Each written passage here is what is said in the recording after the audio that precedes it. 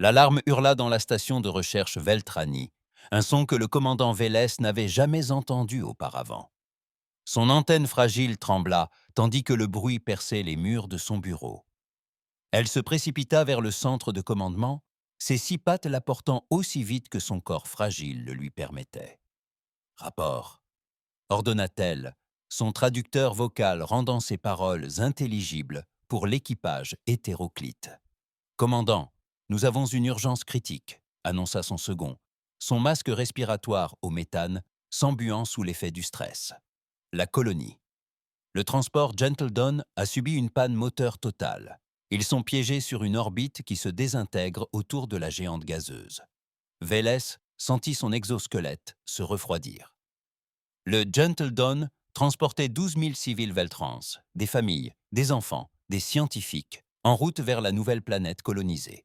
À présent, ils allaient tous mourir. « Combien de temps leur reste-t-il » demanda-t-elle, redoutant la réponse. « 47 heures. Peut-être moins. La coque du vaisseau présente déjà des fissures.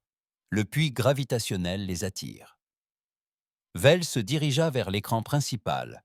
Elle pouvait voir le vaisseau de transport sur le scanner. Un petit point spiralant lentement vers la planète massive en contrebas. La géante gazeuse était magnifique, avec ses tourbillons de pourpre et d'or. Elle était aussi mortelle. La pression qui y régnait écraserait leur vaisseau comme un œuf. « Émettez la balise de détresse », ordonna Bélis. « Sur toutes les fréquences, il faut absolument qu'on les aide. » L'officier de communication s'exécuta aussitôt. En quelques minutes, l'appel de détresse se répandit dans tout le secteur. C'était un message simple, traduit dans toutes les langues connues. « Urgence critique », traduit dans toutes les langues connues. « Urgence critique, 12 000 civils en danger, panne moteur, besoin de secours immédiat. À l'aide ». Elles attendaient, elles fixaient l'écran, pleines d'espoir. La première réponse vint de l'Empire cortien. C'était une espèce puissante dotée d'une technologie avancée.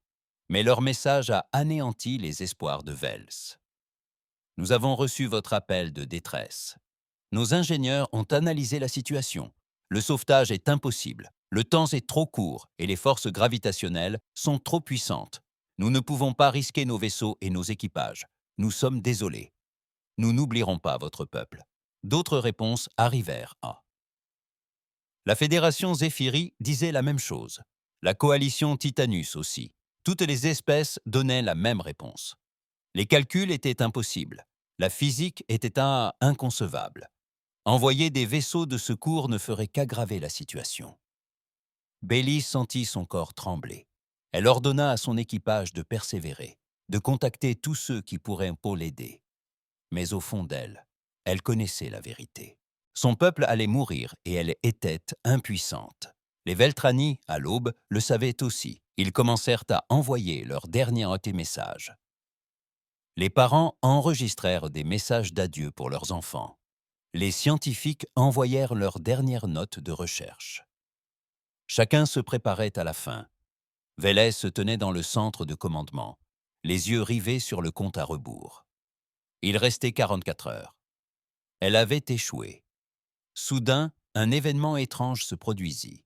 « Commandant », dit l'officier de communication d'une voix confuse. « Nous recevons une réponse de... Je ne sais pas comment traduire cela. La désignation du système est Monde de la Mort 326C. »« Monde de la Mort ?» répéta Vélez. Elle avait déjà entendu ce terme.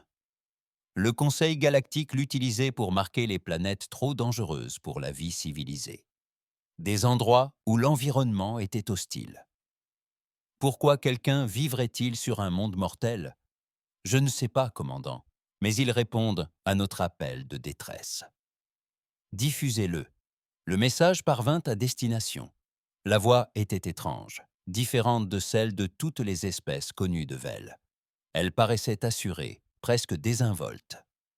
Station de recherche Veltrani, ici le vaisseau terrien indomitable. Nous avons reçu votre signal de détresse. Tenez bon. Nous arrivons récupérer votre équipage. Arrivée prévue dans 19 heures. Gardez la balise active. Indomitable, terminé. Le centre de commandement se tut. Tous les regards se tournèrent vers pas. Hunt vers les haut-parleurs. « Ont-ils dit qu'ils arrivaient » demanda le second officier. « C'est ce que j'ai compris » dit lentement Vélez. Elle afficha des informations sur le monde de la mort 326C. Le fichier était marqué de symboles d'avertissement rouge. « Terre » lut-elle à voix haute. « Statut de quarantaine. Active. Motif.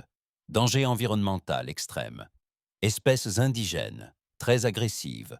Forte tolérance à la douleur. Chasse en meute. Attention. N'approchez pas sans autorisation du Conseil.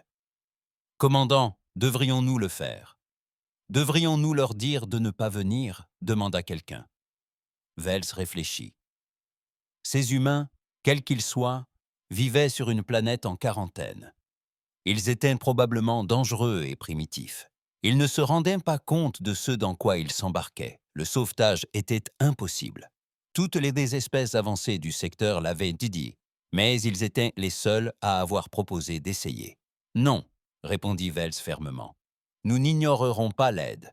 Prévenez l'aube que les secours arrivent et commencez à surveiller le vaisseau humain. » Pendant les 18 heures qui suivirent, Welles apprit tout ce qu'elle put sur la Terre et les humains. Les informations étaient limitées, car la planète était en quarantaine. Mais ce qu'elle découvrit était terrifiant. La Terre était un monde cauchemardesque. La gravité était au Birleteta, 3 fois plus forte que sur la planète natale des Veltrani. L'atmosphère contenait de l'oxygène extrêmement réactif. La température oscillait violemment entre le gel et l'ébullition. La surface était peuplée de prédateurs dangereux, de plantes toxiques et de catastrophes naturelles. Tremblements de terre, ouragans, volcans, tsunamis. Et les humains y avaient évolué. Ils y avaient survécu. Ils avaient déjà bâti des villes et développé des technologies alors même que leur planète cherchait activement à les anéantir. Ces humains, dit son officier scientifique en lisant les rapports, sont des super prédateurs venus d'un monde infernal. « Commandant, en sommes-nous certains? Nous n'avons pas le choix, » répondit Vélez. « Ils sont notre seul espoir. » 19 heures après le premier message, le vaisseau humain arriva. Vélez observa sur les scanners, longue portée sa sortie de l'hyperespace. Sa vitesse la fit frémir d'effroi. Le vaisseau sortit de l'hyperespace à une vitesse qui aurait dû le désintégrer. Il ne ralentit pas progressivement comme le font les vaisseaux civilisés. Il s'arrêta net.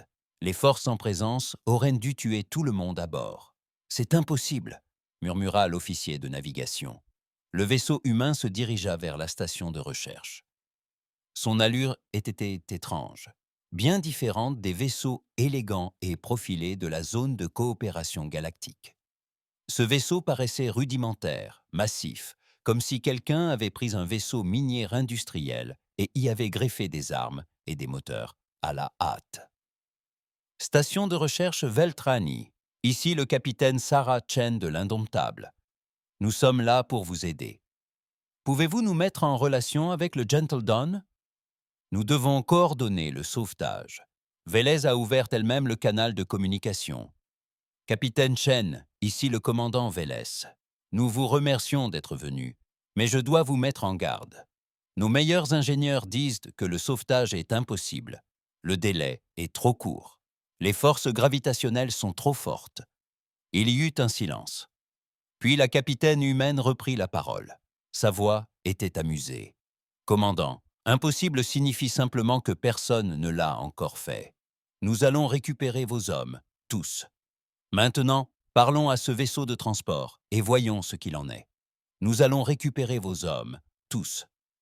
Maintenant, parlons à ce vaisseau de transport et voyons comment procéder. » Vell ressentit quelque chose qu'elle n'avait plus éprouvé depuis le début de la crise. Ce n'était pas vraiment de l'espoir. C'était quelque chose d'étrange. Ces humains, venus de leur monde mortel, semblaient ignorer le concept d'impossible. Ils parlaient du sauvetage comme d'une tâche ardue et non d'une mission suicide. Peut-être était-ce là l'effet que la vie sur un monde mortel avait sur une espèce. Peut-être que cela les avait rendus assez fous pour tenter n'importe quoi. Wells ouvrit le canal vers la douce aube et présenta les humains. Elle ignorait si cela sauverait son peuple ou ne ferait que leur donner un faux espoir avant la fin. Mais au moins, ils ne mourraient pas seuls. Au moins, quelqu'un aurait essayé. Elle observa le vaisseau humain se positionner près du transport, agonisant. Le compte à rebours affichait 41 heures restantes. Soit ils assisteraient à un miracle, soit ils verraient les espèces de ce monde mortel périr comme toutes les autres.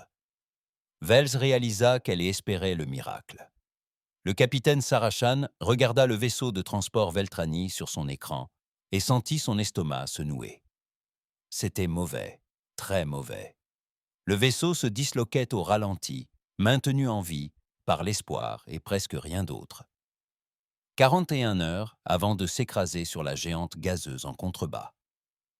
12 000 personnes à bord comptaient sur son équipage.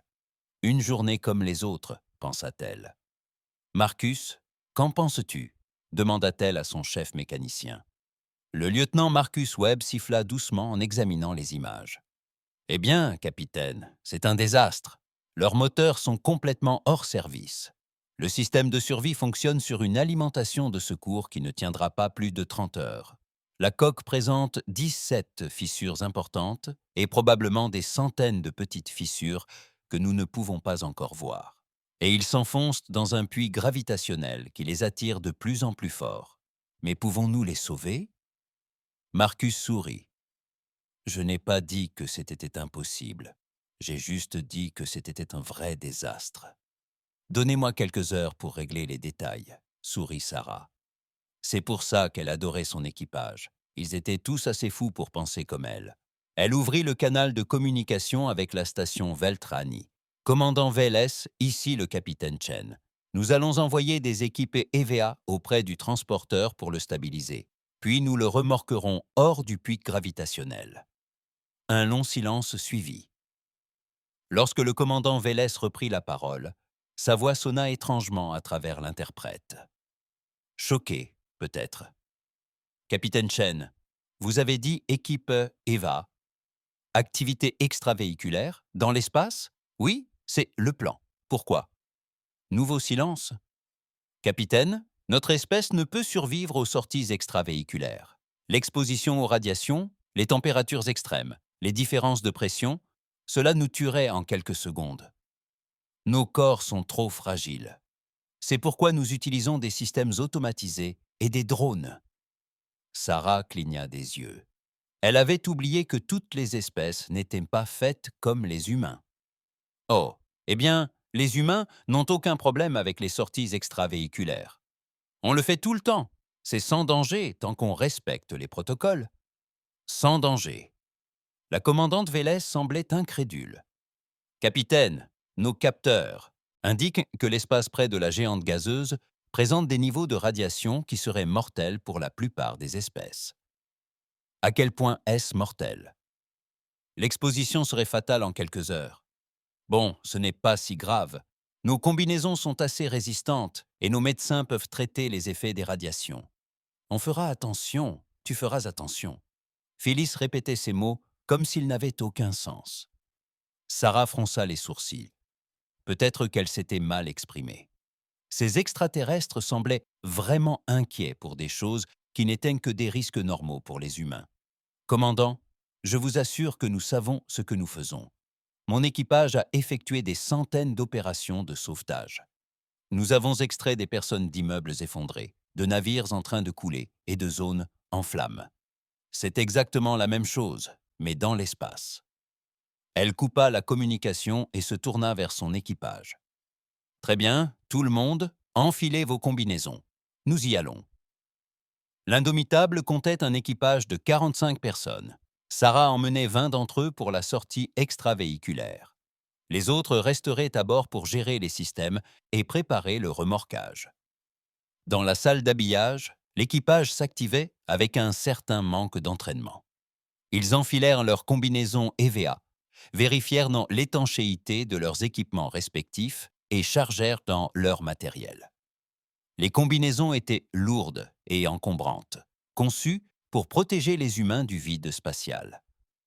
Mais comparées aux armures dont la plupart des espèces extraterrestres avaient pour certains besoins, Elles étaient presque dérisoires. Juste du métal, du plastique et un bouclier anti-radiation. « Eh, capitaine !» lança le docteur Yuki Tanaka, médecin-chef. « Les extraterrestres demandent s'ils peuvent observer nos préparatifs. Devrais-je activer la liaison vidéo ? Bien sûr, pourquoi pas. Peut-être que ça les rassurera de voir qu'on sait ce qu'on fait. » La liaison vidéo s'activa. Sarah n'y prêta pas plus attention. Elle était trop occupée à vérifier son équipage et à planifier l'opération. Mais là-haut, sur la station de recherche Veltrani, la commandante Vélez et tout son état-major observaient la scène avec horreur. Ils virent des humains enfiler ce qui ressemblait à des combinaisons fines et minimalistes. Ils les virent plaisanter et rire tout en se préparant à ce que les Veltrani considéraient comme une mort certaine. Ils les virent manger en s'habillant. Des aliments que la base de données des Veltrani référençait comme toxiques pour la plupart des espèces. L'un d'eux buvait une substance appelée café, apparemment légèrement toxique et addictive. « Ils sont fous », murmura quelqu'un dans la station. « Non », répondit Vela lentement. « Ils viennent juste d'une planète mortelle. C'est normal pour eux. » Sur l'indomptable, Marcus Webb termina sa 3e tasse de café et rôta. « Parfait, ça fait du bien. Prêt à aller ouvrir un vaisseau spatial ? Tu le décris comme une scène si violente, dit l'enseigne Lisa Park en vérifiant son chalumeau. Parce que c'est violent. On va percer la coque, entrer et déplacer des choses. C'est comme des travaux de construction, mais dans l'espace, et en plus explosif. Sarah secoua la tête, mais elle souriait. On pourrait éviter de faire exploser le vaisseau qu'on essaye de sauver ? Je ne promets rien, capitaine. Le sas s'ouvrit. L'équipe EVA quitta l'indomptable et se dirigea vers le transport Veltrani. Sarah ressentit l'excitation familière qui l'envahissait toujours lors des sorties extravéhiculaires. Les étoiles au-dessus d'elle, le vaisseau en dessous. Rien d'autre que sa combinaison entre elle et le vide. C'était dangereux, certes, mais aussi magnifique. S'approchant de la coque, elle fit son rapport. « Marcus, où veux-tu entrer ? Tu vois cette section près de la salle des machines ? C'est là que se situent les dégâts les plus importants.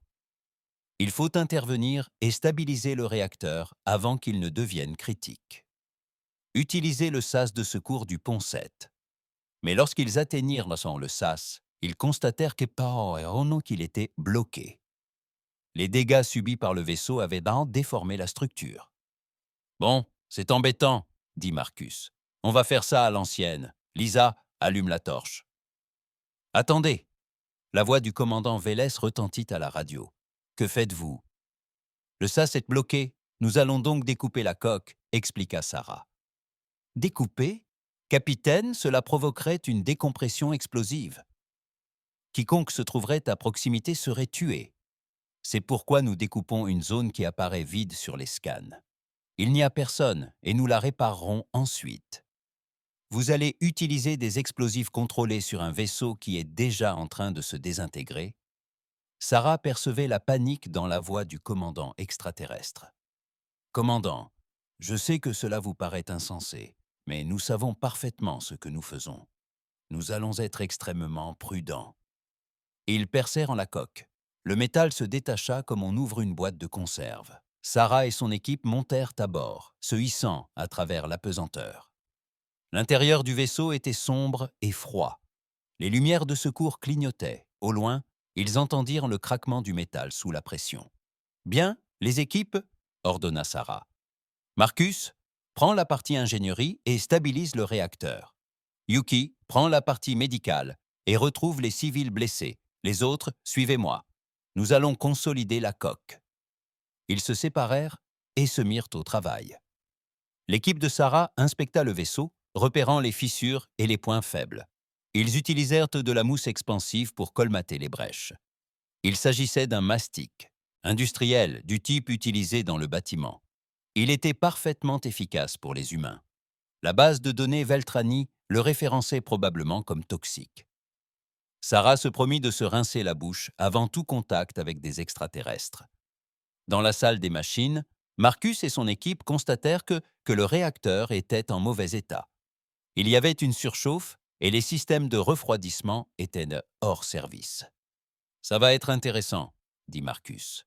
« Il faut purger manuellement le liquide de refroidissement et réinitialiser le système. »« Intéressant ?» demanda un de ses ingénieurs. « On va être en plein dans les radiations. »« Oui, mais seulement pendant une quinzaine de minutes. On a déjà vu pire. » Tu te souviens de l'éruption solaire sur la station Titan? Marcus, 3 personnes ont été hospitalisées après ça, mais elles se sont toutes bien rétablies. On va s'en sortir. Allez, on y va. Ils entrèrent dans la salle du réacteur. Le niveau de radiation s'est immédiatement emballé sur les capteurs de leur combinaison. Les alarmes ont retenti. Sur la station de recherche, tous les Veltrani qui regardaient la retransmission vidéo ont poussé un cri d'horreur. Les humains s'engageaient dans ce qu'ils considéraient comme un piège mortel. Mais Marcus fredonnait tranquillement en travaillant. Il ouvrait des panneaux d'accès, modifiait les itinéraires des systèmes et actionnait manuellement des commandes censées être automatisées. Son équipe travaillait, avec lui, avançant rapidement et efficacement. 14 minutes plus tard, ils ressortirent. « Le réacteur était stable, tu vois, » dit Marcus d'un ton enjoué. « Pas de problème. Il nous faudra des médicaments anti-radiation à notre retour, mais tout va bien. » Sur la station de recherche, le commandant Vélez fixait l'écran.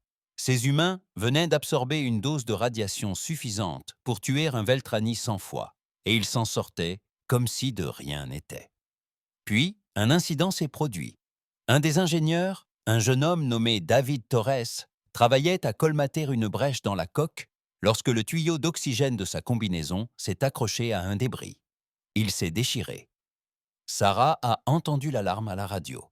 « Torres, rapport. Capitaine, fuite d'oxygène, perte d'air. Rejoignez le vaisseau immédiatement. »« J'essaie, mais je suis emmêlé. Attendez, je crois que je peux... » On entendit un bruit de tissu qui se déchire. « Ça y est, je suis libre. Retour au point de départ. » Torres se hissa à travers le vaisseau jusqu'au sas. Sa combinaison prenait l'eau. Il respirait le vide spatial. Pendant 40 secondes, il fut exposé au froid extrême de l'espace. Il atteignit le sas. L'équipe médicale l'y installa et repressurisa la cabine. Yuki s'occupait de lui en moins d'1 minute. « Est-il vivant ?» demanda Sarah, la voix étranglée. « Oui, » répondit Yuki, surpris. « Oui, il respire. Il est même conscient. Il a des lésions pulmonaires dues à l'exposition au vide, mais rien de grave. Il va s'en sortir. » Sarah expira un souffle qu'elle ne s'était même pas rendu compte qu'elle retenait. « Torres, vous m'avez fait peur. Désolé, capitaine. » La voix faible de Torres parvint à la radio. « C'est ma faute. Bon, au moins maintenant, je peux dire que j'ai fait une sortie extravéhiculaire sans combinaison. Ça compte, non ?» Sur la station de recherche, les Veltrani n'en croyaient pas leurs yeux.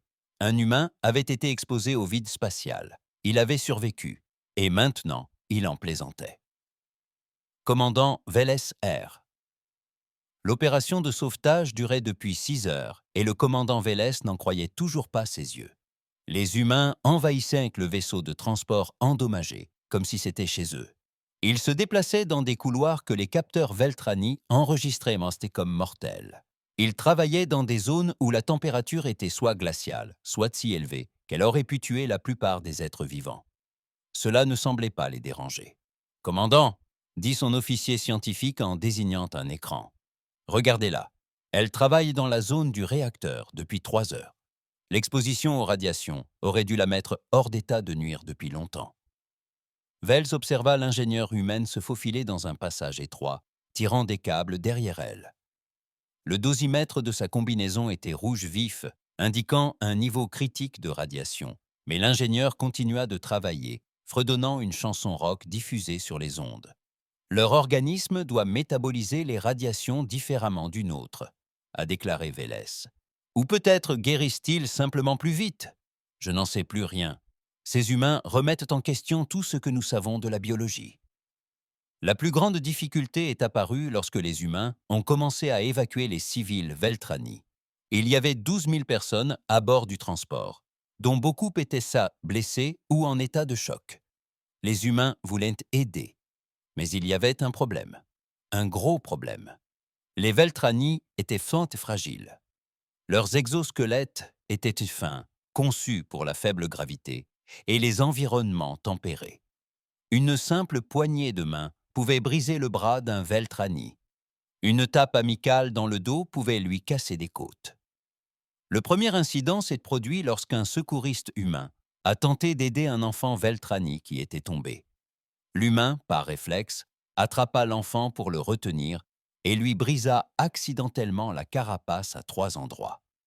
Horrifié, il s'écria « Oh mon Dieu, je suis tellement désolé, je ne l'ai pas fait exprès. Si est-ce qu'elle va bien ?» Le docteur Yuki Tanaka accourut avec son équipe médicale. Elle examina attentivement l'enfant Veltrani, qui pleurait de douleur et de peur. Les mains de Yuki se déplaçaient avec une incroyable douceur, effleurant à peine les zones blessées. « Capitaine Chen, nous avons un problème », annonça Yuki par radio. « Nous sommes trop forts pour eux. Nous allons blesser des gens si nous ne sommes pas extrêmement prudents. » La voix de Sarah reprit aussitôt. « Personnel de secours, nouveau protocole. Traitez chaque Veltrani comme s'il était en verre. Et je parle de verre précieux, de qualité muséale. Utilisez vos 2 mains, une pression minimale, des mouvements lents. Si vous n'êtes pas sûr de pouvoir déplacer quelqu'un en toute sécurité, appelez les secours. Yuki, je veux que tu fasses un petit cours d'anatomie Veltrani à tout le monde. » Pendant les 20 minutes suivantes, Yuki a montré aux équipes de secours comment manipuler les Veltrani sans les briser. Elle leur montra où l'exosquelette était le plus résistant, comment répartir la pression, comment soulever des objets sans les écraser. Les humains écoutèrent attentivement et s'entraînèrent avec de petits objets jusqu'à maîtriser le geste. Puis ils reprirent le travail, cette fois avec une incroyable précaution. Vélez observa les humains qui, auparavant, manipulaient avec désinvolture de lourds équipements, se déplaçaient désormais avec la légèreté de bulles de savon. Un homme humain grand et musclé transportait un ancien Veltrani en lieu sûr, le visage crispé par la concentration, tenant l'extraterrestre avec la même délicatesse qu'un nouveau-né. « Il s'adapte », observa le second de Vélez. « En temps réel, ce serait impossible. »« Tout ce qu'ils font devrait être impossible », répondit Vélez. « Je commence à croire que l'impossible est leur spécialité. » Puis, la situation du réacteur s'est aggravée. Marcus Webb avait réussi à le stabiliser, mais ce n'était qu'une solution temporaire. Le système de refroidissement était irrémédiablement endommagé. Sans refroidissement adéquat, le réacteur finirait par surchauffer et exploser ou fondre, voire les deux. Dans tous les cas, tout le monde mourrait. « Capitaine, nous avons un problème », a signalé Marcus. « Le réacteur va atteindre la criticité dans environ 18 heures, peut-être moins. Il faut l'arrêter complètement et purger le cœur. »« Tu peux le faire ?» demanda Sarah. « Oh, bien sûr, c'est facile. Ouvre les vannes de purge, vide les barres de combustible, rince le circuit.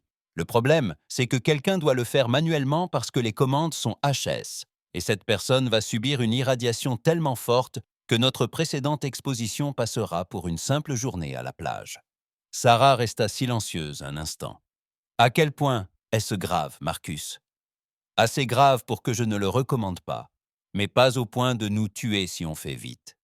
On entre, on purge le réacteur, et on ressort. 20 minutes, peut-être 30. On sera malade quelques jours, mais on survivra. Vous, en êtes sûr ?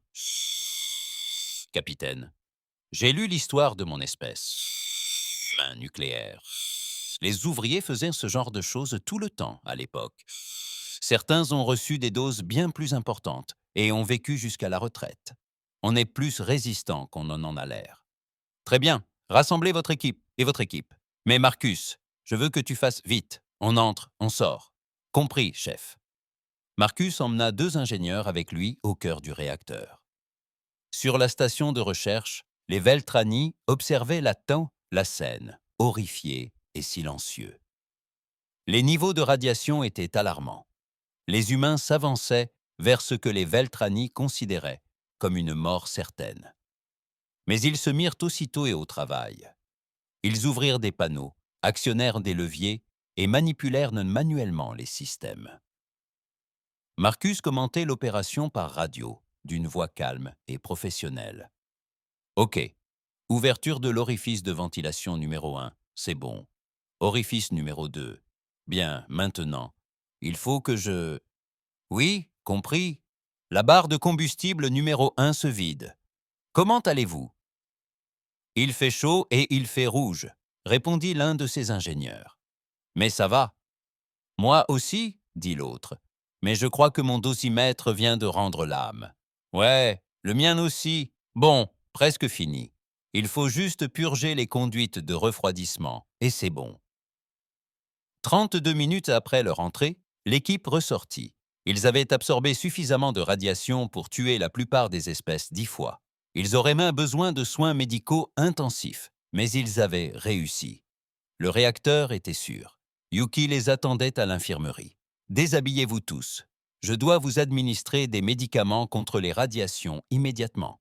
Docteur, vous allez nous faire la morale, n'est-ce que ça pas? Demanda Marcus. Vous avez tout à fait raison. Ce que vous venez de faire est incroyablement stupide et dangereux, mais nécessaire, fit remarquer Marcus. Ça ne le rend pas moins stupide pour autant. Yuki avait préparé des injections pour tous les trois. Vous allez vous sentir très mal pendant les prochains jours. Nausées, fatigue, peut-être une perte de cheveux, mais vous survivrez, tu vois? Dit Marcus d'un ton enjoué. Ça valait vraiment le coup. On a sauvé 12 000 personnes, et tout ce que ça m'a coûté, c'est une mauvaise journée capillaire. Pendant que les humains s'occupaient du réacteur, d'autres équipes travaillaient sur la coque du vaisseau. Les fissures s'étendaient. À chaque heure qui passait, le puits de gravité exerçait une force accrue et la pression sur le vaisseau augmentait. Il fallait renforcer la coque, sinon elle se briserait avant qu'ils ne puissent la remorquer en lieu sûr. Le problème, c'est qu'ils ne disposaient pas des matériaux de réparation adéquats. L'Indomitable était un vaisseau minier, pas un navire de réparation. Alors, les humains ont improvisé. Ils ont utilisé de la mousse industrielle, du type de sel prévu pour sceller les galeries minières. Ils ont soudé des morceaux de métal sur les fissures. Ils ont même utilisé du ruban adhésif, qui s'est avéré être une sorte de solution universelle pour tous les problèmes humains. La base de données Veltrani le référençait comme un matériau adhésif primitif. Les humains le considéraient comme l'invention la plus importante de l'histoire. Si le ruban adhésif ne peut pas réparer ça, rien ne le pourra, a déclaré l'un d'eux en l'enroulant autour d'une poutre de soutien fissurée. La commandante Vélez avait renoncé à comprendre la logique humaine. Elle se contentait d'observer, espérant que cela fonctionnerait. Puis surgit le plus grand défi: fixer physiquement les câbles de remorquage au vaisseau de transport. Cela impliquait de sortir, d'atteindre les parties les plus endommagées de la coque, là où les dégâts étaient les plus importants et les contraintes les plus fortes. C'était dangereux, même pour des humains. Sarah Chen dirigeait elle-même l'équipe. Avec 5 membres d'équipage, elle se rendit à la partie la plus endommagée de la coque. Il leur fallait percer des points d'ancrage dans une tôle déjà fissurée. Un seul faux pas, et toute la section risquait de s'effondrer, les entraînant dans sa chute. « Doucement, doucement », répétait Sarah pendant qu'ils travaillaient. Très lentement. N'oubliez pas, on a affaire à du matériel endommagé. Ils ont percé le premier point d'ancrage. Le métal a tenu. Deuxième point, toujours bon. Troisième, quatrième, cinquième. Tout a fonctionné. Ils étaient en train de fixer le 6e point quand la coque a craqué. « Capitaine, on a des signaux d'alerte », a crié quelqu'un à la radio. « Je l'entends », a répondu Sarah. Tout le monde reculait lentement. Ne faites aucun mouvement brusque. Le métal grinça de nouveau. Une fissure apparut, s'étendant à partir de l'endroit où ils avaient foré. La coque cédait. « Allez, allez, allez !» ordonna Sarah. L'équipe prit appui sur la coque et flotta vers l'Indomptable. Derrière eux, une section de 50 mètres de la coque du transport s'effondra avec une violence silencieuse. Le métal se tordit et se brisa. S'ils étaient restés 5 secondes de plus, ils auraient été écrasés. « Tout le monde va bien ?» demanda Sarah en faisant rapidement l'appel. « Tout le monde est là, capitaine », confirma son équipe. « Bien, on recommence dans une autre section. » Sur la station de recherche, Vélez n'en revenait pas. Les humains avaient frôlé la mort, et ils allaient recommencer comme si de rien n'était, comme s'ils n'avaient pas échappé à la mort de justesse. La seconde tentative fut la bonne. Les câbles de remorquage étaient fixés. L'indomptable était prête à extraire le vaisseau de transport du puits gravitationnel. Mais Yuki fit alors une découverte, qui changea tout. Elle avait soigné des civils Veltrani blessés toute la journée, apprenant leur physiologie au fur et à mesure. À présent, elle examinait un patient qui se trouvait près du réacteur avant que les humains ne l'arrêtent. Le Veltrani présentait des signes d'empoisonnement aux radiations. Yuki vérifia ses scanners et sentit son estomac se nouer. « Capitaine, nous avons un problème. Un gros problème. »« Quel est-il, Doc ?» Les Veltrani métabolisent les radiations différemment des humains. Ce que nous considérons comme une exposition supportable est également mortel. Les câbles de remorquage étaient fixés. L'indomptable était en position. Le capitaine Sarah Chen, assise dans son fauteuil de commandement, examinait les chiffres sur son écran. Ils n'étaient pas bons. « Marcus, donne-moi les probabilités, » dit-elle à voix basse. Son ingénieur en chef se frotta les yeux, fatigué. Il était éveillé depuis 24 heures, et l'exposition aux radiations commençait à lui donner la nausée. Mais il consulta tout de même les calculs. Le vaisseau de transport pèse 5 fois plus que nous. Le puits gravitationnel attire les deux vaisseaux vers le bas à une vitesse croissante. Nos moteurs sont conçus pour l'exploitation minière des astéroïdes, pas pour le remorquage. Si nous utilisons toute notre puissance, nous pourrions peut-être sortir le vaisseau de là. Mais nous risquons aussi de griller nos moteurs et de condamner les deux vaisseaux. Quel est ton pressentiment ? Marcus la regarda. Mon instinct me dit qu'il faut essayer. Ces 12 000 personnes n'ont pas fait tout ce chemin pour mourir maintenant. Sarah acquiesça. Elle ouvrit le canal de communication du navire. Tout l'équipage, ici le capitaine, nous allons commencer les opérations de remorquage. Ça va être difficile, très difficile. J'ai besoin de tout le monde à son poste et prêt à toute éventualité. Ingénierie, je vais solliciter nos moteurs pour des choses pour lesquelles ils n'ont jamais été conçus. Contrôle des avaries, soyez prêts à intervenir en cas de panne. Service médical, préparez-vous à accueillir des blessés. C'est pour cela que nous sommes venus. Ramenons ces gens chez eux. Elle a basculé sur le canal extérieur. Commandant Vélez, le remorquage commence. Gardez votre équipage calme. Ça risque d'être un peu mouvementé. Sur la station de recherche, Vélez observa le vaisseau humain se mettre en mouvement. L'indomptable tira sur les câbles de remorquage. Le vaisseau de transport résistait, maintenu par l'immense gravité de la planète. Pendant un instant, rien ne se passa. Puis, lentement, le transport se mit en mouvement. « Ils y arrivent », murmura le second de Vell. « Ils y arrivent vraiment », répondit-il. Mais ce n'était pas si simple. Le transport avançait, certes, mais pas assez vite. Le puits de gravité était trop puissant.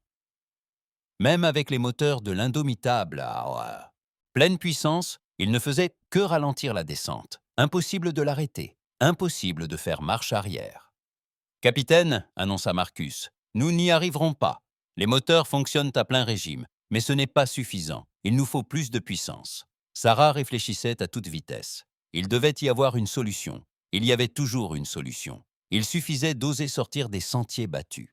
Ou, dans ce cas précis, en dehors de toute logique, de toute sécurité, voire de toute possibilité raisonnable.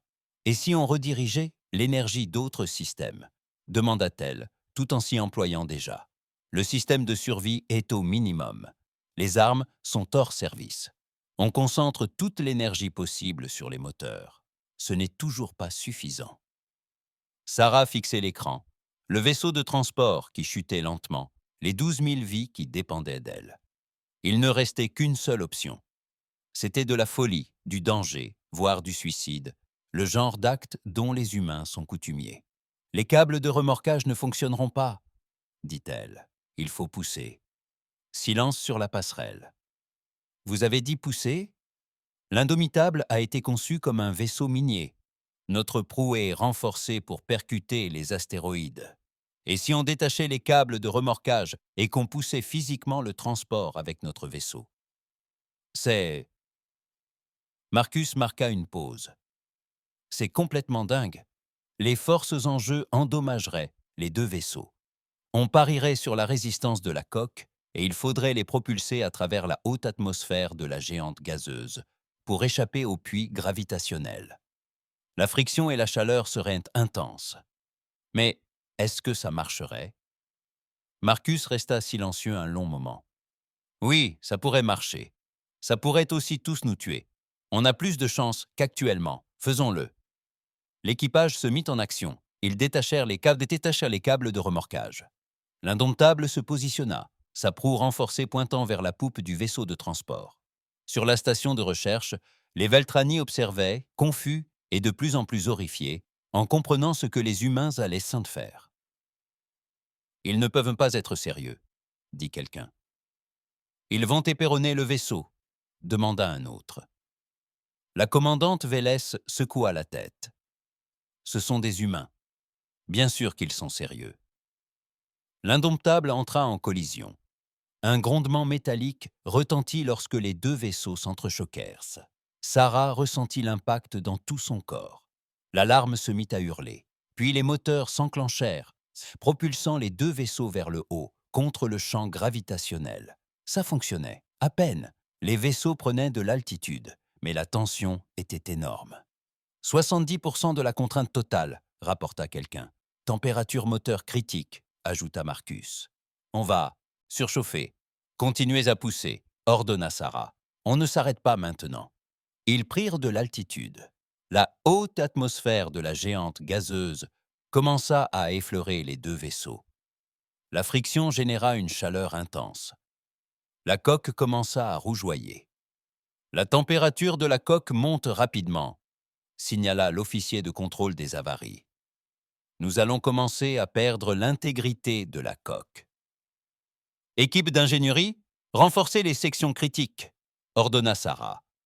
Faites tout ce qu'il faut pour maintenir ce vaisseau en état.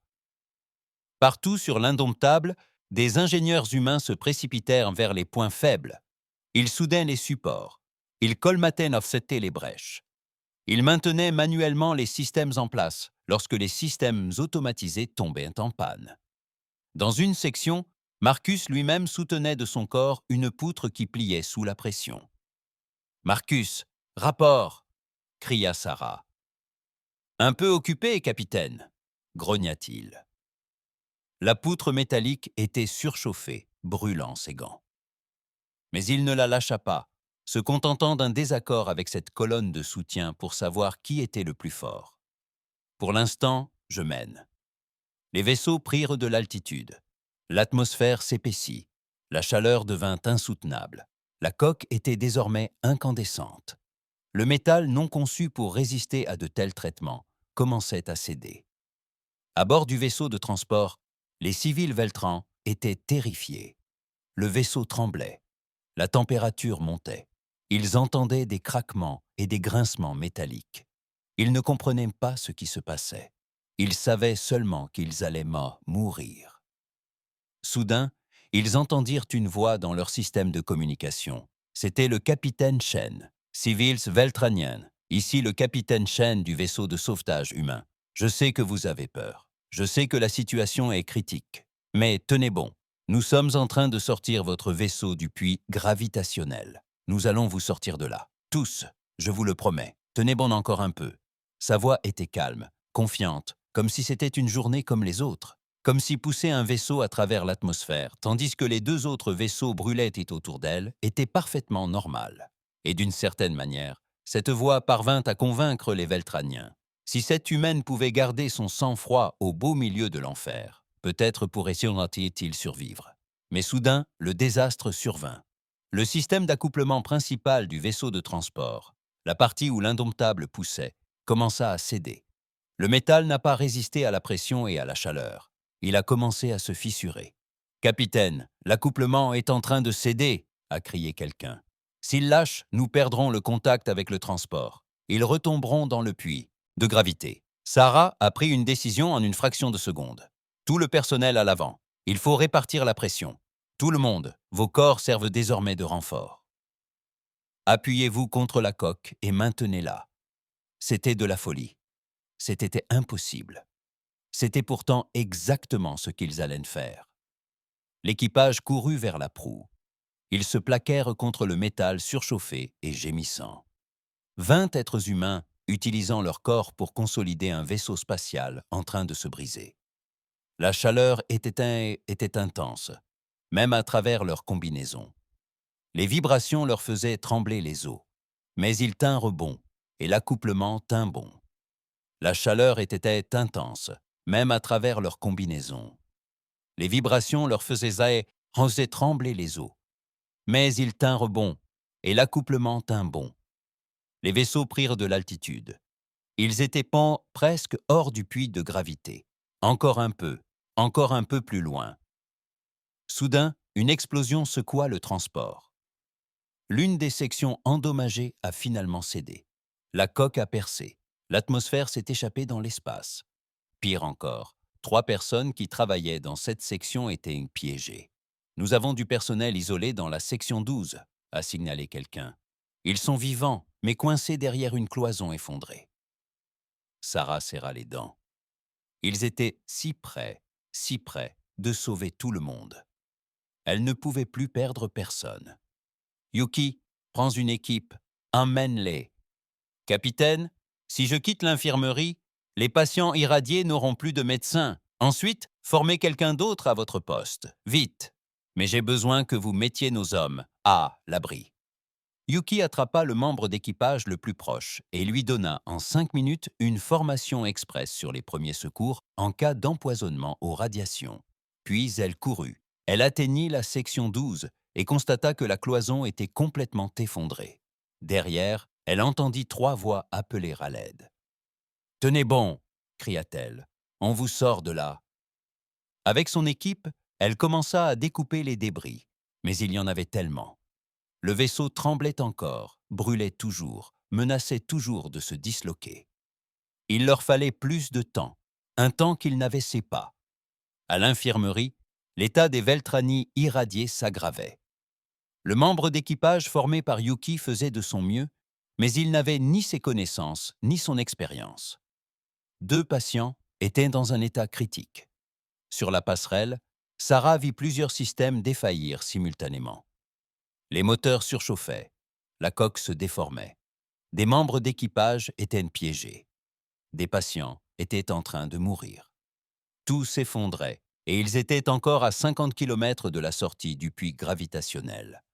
Sarah regarda son équipage.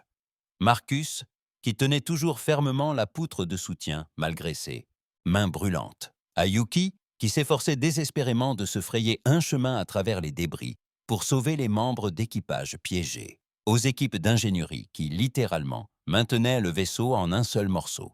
À chacun qui donnait tout ce qu'il avait. « Moteur à plein régime », ordonna-t-elle. « Peu m'importe s'il grille, peu m'importe si nous devons dériver jusqu'à la maison.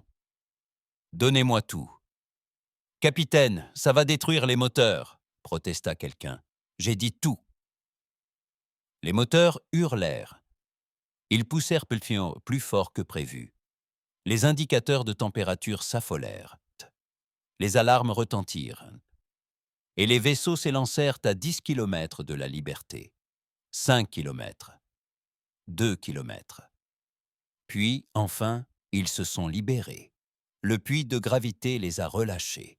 Les 2 vaisseaux étaient dégagés. Pendant un instant, personne ne bougea. L'indomptable dérivait dans l'espace, ses moteurs enfin silencieux. Le vaisseau était dans un état lamentable. Des traces de brûlure recouvraient la coque. Plusieurs sections étaient maintenues ensemble par des rustines de fortune, et ce qui ressemblait à un espoir. Mais le navire était intact. Le vaisseau de transport amarré à côté l'était également. Dans l'infirmerie, le docteur Yuki Tanaka travaillait sans relâche. 3 membres d'équipage souffraient de graves brûlures dues à la surchauffe de la coque. Marcus Webb et son équipe d'ingénieurs étaient atteints d'empoisonnement aux radiations. Des membres d'équipage, secourus mais blessés, étaient restés piégés. Elle avait plus d'une centaine de patients Veltrani exposés aux radiations. Elle aurait dû être débordée. Logiquement, elle aurait dû s'effondrer d'épuisement depuis des heures. Mais elle a continué. C'est ce que font les humains. Ils persévèrent quand n'importe qui d'autre aurait abandonné. Comment va Marcus demanda le capitaine Sarah Chen en entrant dans l'infirmerie. Têtu, répondit Yuki, en lui injectant un médicament anti-radiation par voie intraveineuse. Son exposition aux radiations était pire que je ne le pensais. Il devrait être inconscient. Au lieu de ça, il se dispute avec moi pour qu'il retourne travailler. Je dois vérifier les moteurs, protesta faiblement Marcus depuis son lit. On les a bien endommagés. Il faut que quelqu'un évalue les dégâts. Quelqu'un d'autre peut s'en charger. Tu restes ici jusqu'à nouvel ordre. Sarah sourit, malgré son épuisement. Écoute le docteur, Marcus. C'est un ordre. Très bien, grommela-t-il. Mais dès que je sors d'ici, je vais rédiger un rapport très ferme expliquant que ce vaisseau a besoin d'un meilleur blindage anti-radiation. 3 lieues plus loin, un patient de l'hôpital Veltrani laissa échapper un gémissement. Yuki accourut. C'était le patient qui l'inquiétait le plus, celui qui était mourant. Mais ses signes vitaux s'amélioraient. Le traitement fonctionnait. Il va s'en sortir, dit Yuki soulagé. Ils vont tous s'en sortir, ajouta Sarah en lui serrant l'épaule. Vous avez fait du bon travail, docteur. Nous l'avons tous fait. 2 jours plus tard, des vaisseaux médicaux de plusieurs espèces extraterrestres sont arrivés. Trop tard pour participer aux opérations de sauvetage. Ils ont néanmoins pu soigner les survivants. Les civils Veltrani ont été transférés vers des vaisseaux hôpitaux adaptés.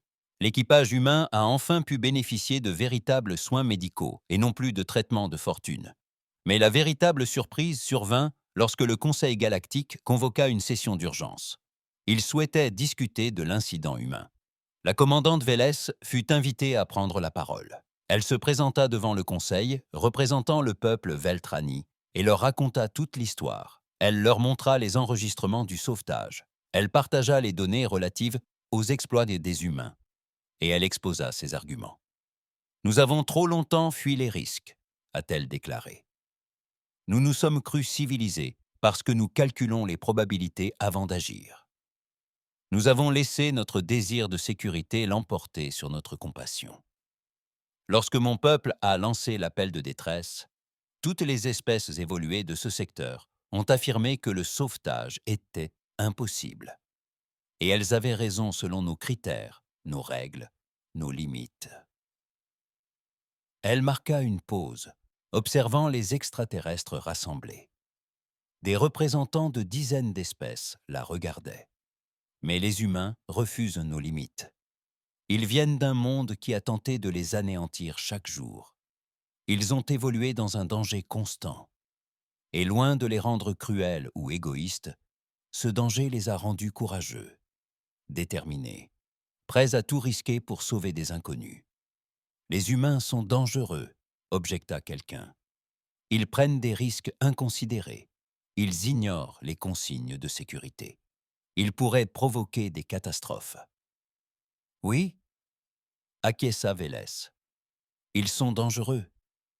Mais ils le sont pour ce qui nous menace. Ils sont dangereux pour les situations impossibles. Ils sont dangereux pour l'idée que la perte de certaines personnes soit acceptable. Et je crois que nous avons besoin de ce genre de danger en ce moment. Le Conseil a débattu pendant des heures. Certaines espèces plaidaient pour le maintien de la Terre en quarantaine. Les humains étaient trop imprévisibles, trop téméraires. Leur façon de penser était trop étrangère. D'autres espèces, inspirées par le sauvetage, plaidaient pour l'intégration. La galaxie avait besoin d'être capable de réaliser l'impossible. Finalement, un vote eut lieu. Le résultat fut serré, mais l'humanité fut invitée à rejoindre la zone de coopération galactique. Le message fut transmis à la Terre, et le capitaine Sarah Chen fut chargé de porter l'invitation officielle à son peuple. Assise dans son fauteuil de capitaine réparé, elle lut le document officiel avec amusement. « Écoutez ceci, » dit-elle à son équipage. « Nous sommes honorés d'accueillir l'humanité parmi nous, en reconnaissance de son courage exceptionnel et de ses capacités uniques. Vous trouverez ci-joint la liste des règles et protocoles de sécurité que les vaisseaux habités devront respecter. » « Quelle est la longueur de cette liste ?» demanda Marcus. Il avait repris son service, malgré les menaces de Yuki de le calmer, s'il en faisait trop. 73 pages. L'équipage éclata de rire. 73 pages de règlement, s'exclama quelqu'un. Ils ont une peur bleue de nous, et on peut les comprendre, répondit Marcus. On a quand même poussé un vaisseau spatial à travers l'atmosphère. Et en plus, en feu, de quoi inquiéter n'importe qui. Sarah sourit et commença à rédiger une réponse au Conseil galactique. Polie et formelle, elle les remerciait pour l'invitation. Mais elle ajouta une phrase à la fin. Concernant les protocoles de sécurité, nous ferons de notre mieux. Mais nous ne pouvons rien promettre. Parfois, sauver des vies exige d'enfreindre les règles. Bleu. La vidéo du sauvetage devint virale à travers la galaxie. Toutes les espèces ont été témoins des agissements des humains. Elles ont observé les sorties extravéhiculaires, la stabilisation du réacteur, la traversée désespérée de l'atmosphère. Elles ont vu des humains accomplir des actes qui auraient dû leur être fatals, survivre et en rire ensuite. Pour une espèce qui avait passé des siècles à éviter les risques, ce fut un choc. C'était terrifiant. C'était aussi une source d'inspiration. De jeunes extraterrestres venus de dizaines de mondes commencèrent à poser des questions. Pourquoi leur vaisseau était-il soumis à tant de protocoles de sécurité? Pourquoi ne pouvaient-ils pas faire comme les humains? Pourquoi l'impossible signifiait-il abandonner plutôt que de persévérer? Sur la planète natale des Veltrani, le commandant Vélès fut promu ambassadeur. Sa première mission consistait à établir des relations diplomatiques avec la Terre. Avant son départ pour la planète natale des humains, elle reçut un message du capitaine Chen. « Commandant, je tenais à vous remercier pour votre intervention lors de la session du Conseil. J'ai visionné l'enregistrement. Ce que vous avez dit sur le danger que représentent les humains, mais de façon constructive, nous a beaucoup touchés. Nous ne cherchons pas à être imprudents, nous essayons simplement d'aider. J'espère que nos peuples pourront collaborer à l'avenir. La galaxie semble avoir besoin de plus de coopération et de moins de calculs. Prenez soin de vous. » Fin de transmission. Vela sourit en écoutant le message. 6 mois plus tôt, elle aurait été terrifiée à l'idée de rencontrer des humains. Elle était et maintenant impatiente. Elle voulait voir la Terre pour comprendre le monde qui avait engendré des êtres si remarquables. À son arrivée, elle fut stupéfaite. La planète était à la fois magnifique et terrifiante. La gravité était écrasante comparée à celle de sa planète natale. L'atmosphère, si réactive, la rendait nerveuse. Et la météo. Elle a essuyé son premier orage et a cru que c'était la fin du monde. Mais Sarah Chen a simplement ri et lui a tendu un parapluie. « Bienvenue sur Terre », a dit Sarah. « Désolé pour le temps, ça arrive parfois. Tu devrais voir ça pendant la saison des ouragans. »« Votre peuple vit avec ça tous les jours ?» a demandé Phyllis, observant les éclairs zébrer le ciel. « À peu près, on s'y habitue. »« Je ne crois pas que je pourrais m'y habituer. C'est ce qui nous différencie, » dit Sarah. « Tu n'as pas à t'y habituer. »« Je ne crois pas que je pourrais m'y habituer. C'est ce qui nous différencie, » dit Sarah. « Tu n'as pas à t'y habituer. Nous, si. Mais ce n'est pas grave. On peut s'apprendre mutuellement. Tu peux nous apprendre la prudence et l'importance de la planification. Nous pouvons vous enseigner le courage et l'adaptabilité. Ensemble, nous serons plus forts que chacun de nous seuls. » Au cours des mois suivants, quelque chose a changé dans la galaxie. Le sauvetage a prouvé que l'impossible n'était qu'un mot.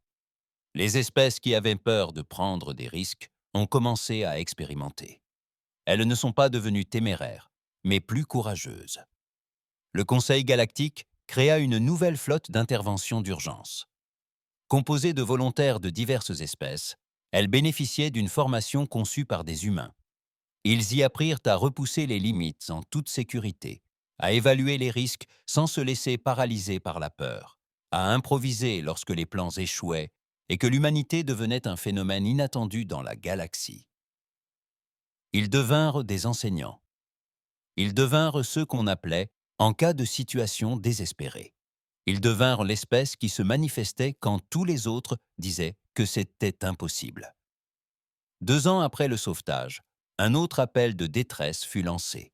Une colonie minière était piégée par l'effondrement d'un réseau de galeries. La situation semblait sans espoir, mais cette fois, plusieurs espèces répondirent immédiatement présentes. Ils arrivèrent avec du matériel de découpe, des provisions d'urgence et des équipes de secours. Les humains étaient arrivés les premiers, bien sûr, mais ils n'étaient pas seuls. L'opération de sauvetage comprenait des ingénieurs Veltrani, formés au travail en milieu dangereux, des médecins cortiens ayant étudié la médecine d'urgence humaine et des pilotes Zéphiri ayant suivi une formation auprès d'instructeurs de vol humain. Ensemble, ils ont réussi un autre sauvetage impossible. 16 heures de travail, périlleux et éprouvant, et tous ont survécu. Une fois l'opération terminée, le chef de l'équipe humaine a reçu un message d'un des ingénieurs Veltrani. « Merci », disait le message. « Il y a 2 ans, j'aurais dit que ce sauvetage était impossible. J'aurais préféré rester en sécurité et laisser ces gens mourir. Mais j'ai observé ce que votre espèce a fait. J'ai appris de vous. Aujourd'hui, j'ai eu le courage d'essayer. Nous les avons sauvés grâce à vous. » L'humain répondit simplement, « De rien, c'est ce que font les amis. » Et c'est ainsi que l'humanité a changé la galaxie. Non pas en la conquérant, non pas en la dominant, mais en étant présent quand les autres ne l'étaient pas, en essayant quand d'autres disaient que c'était impossible, en ayant le courage de privilégier le sauvetage des vies à leur propre protection. La galaxie avait été civilisée pendant des milliers d'années. Ils avaient ôté